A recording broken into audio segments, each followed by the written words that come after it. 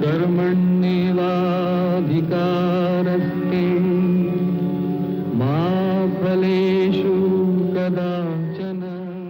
कर्म क्या है और अकर्म क्या है, इस विषय में बुद्धिशाली लोग भी मोह में पड़ जाते हैं। इसलिए कर्म के विषय में मैं तुझे अच्छी तरह समझा कर कहूंगा, जिसे जानकर तू अशुभ से बच सकेगा। कर्म का भी कर्म अर्थात निषिद्ध कर्म का और अकर्म का भेद जानना चाहिए। कर्म की गति गूढ़ है, गहन है।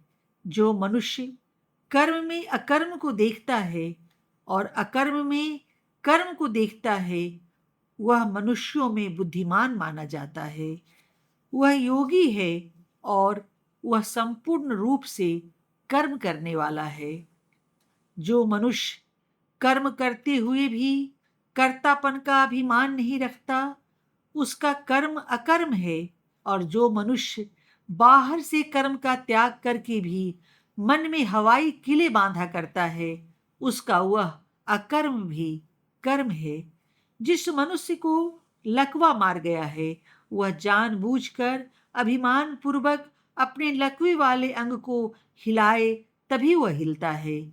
यह बीमार अपना अंग हिलाने की क्रिया को कर्ता बनता है। अकर्तापन आत्मा का गुण है। जो आत्मा मोहग्रस्त होकर अपने को कर्ता मानती है, उस आत्मा को मानो लकवा मार गया है और वह अभिमानी होकर कर्म करती है।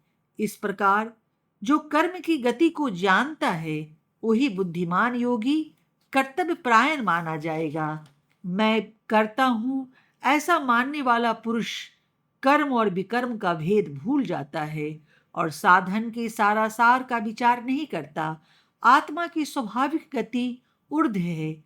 इसलिए जब मनुष्य नीति का मार्ग छोड़ता है, तब ऐसा कहा जा सकता है कि उसमें मैंपन निश्चित रूप से है। अभिमान रहित पुरुष के समस्त कर्म स्वभाव से ही सात्विक होते हैं।